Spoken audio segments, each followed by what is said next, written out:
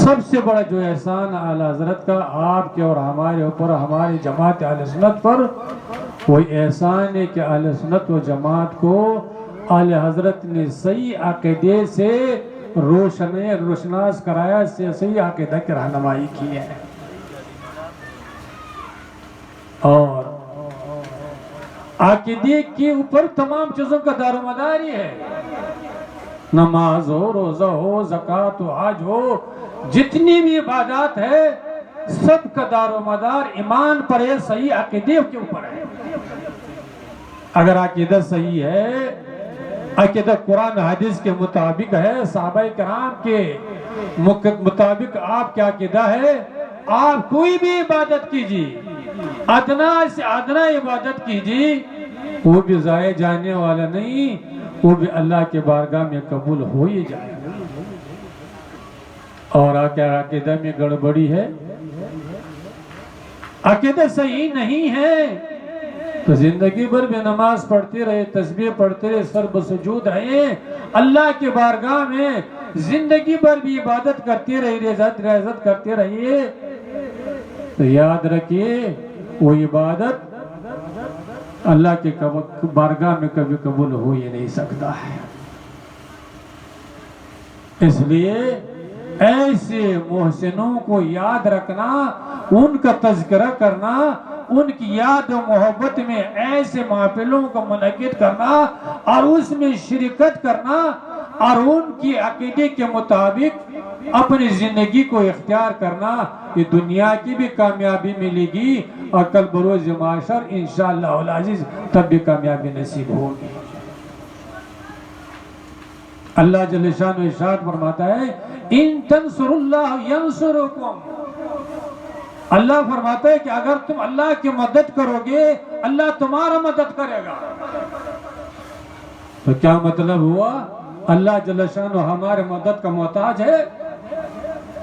اللہ جل شانہ کسی بندے کا مدد کا محتاج نہیں۔ معنی یہ ہوا کہ اگر تم اللہ کے راستے پر چلو گے، قرآن کے دامن کو پکڑو گے، اللہ اور اللہ کے رسول کی اطاعت و بندگی اختیار کرو گے، ذکر و اذکار میں زندگی بسر کرو گے، تو اللہ جل شانہ تم کو دنیا میں بھی روشن فرمائے گا، دنیا میں بھی اپنے خیر و برکتوں سے نوازے گا، دنیا کی زندگی میں بھی سربلندی عطا کرے گی، اور کل بروز معاشر جہاں نفسی نفسی کا عالم ہوگا، جہاں کوئی کسی کو پوچھنے والا نہیں ہوگا، وہاں بھی کیا ہوگی؟ اللہ اپنے فضل و کرم سے حضور صلی اللہ تعالی علیہ وسلم کی شفاعت نصیب فرمائے۔ اس لیے مسلمانوں آج تو یہ بولا جا رہا ہے کہ اعلی حضرت کا عقیدہ کوئی نیا عقیدہ ہے، اعلی حضرت کا عقیدہ کوئی نیا عقیدہ نہیں، جو صحابہ کرام کا عقیدہ ہے وہی اعلی حضرت کا عقیدہ ہے، وہی اہل سنت والجماعت کا عقیدہ ہے، جو تابعین کا عقیدہ ہے، مفسرین کا عقیدہ ہے، محدثین کا عقیدہ ہے، غوث پاک کا جو عقیدہ ہے، خواجگان خواجہ محی الدین کا جو عقیدہ ہے، بزرگوں کا جو عقیدہ ہے، وہی کیا ہے؟ وہی اعلی حضرت کا عقیدہ ہے، وہ اعلی حضرت کا کوئی نیا عقیدہ نہیں۔ ہمارے علماء کرام اعلی حضرت کے تقوی اور پرہیزگاری کو بیان کرتے ہیں، بیان یہ کرنا چاہیے، لوگوں تک یہ بات پہنچانا چاہیے کہ اعلی حضرت نے جو عقیدہ دیا ہے یہ وہی عقیدہ ہے جو قرآن نے جس عقیدت کا حکم دیا ہے، اللہ کے رسول نے جس عقیدت کا حکم دیا ہے، صحابہ کرام کا جو عقیدہ ہے وہ کیا ہے؟ وہی اعلی حضرت کا عقیدہ ہے۔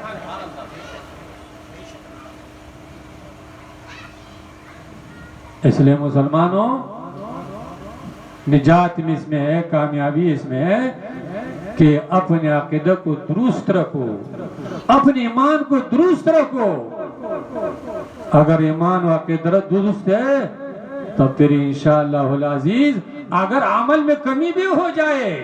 نماز روزے کمی بھی ہو جائے، عبادات میں کمی بھی ہو جائے،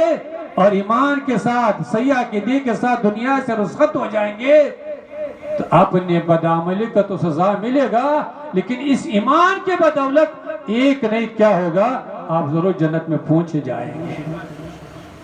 اور اگر ایمان میں گڑبڑی ہو عقیدہ میں گڑبڑی ہو اور زندگی بھر نماز بھی پڑھتے رہے ہوں گے، تلاوت بھی کرتے رہے ہوں گے، تو ایمان اگر صحیح نہیں، عقیدہ صحیح نہیں، تو یاد رکھیے یہ نماز، یہ روزہ، یہ تلاوت آپ کو کوئی فائدہ دینے والا نہیں۔ اس لیے سب سے پہلے انسان کو ایمان لانے کا حکم دیا گیا ہے،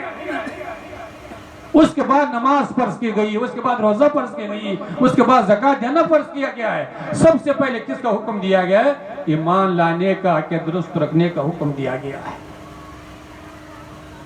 تو اس سلسلے میں محفل پاک منعقد کی گئی ہے،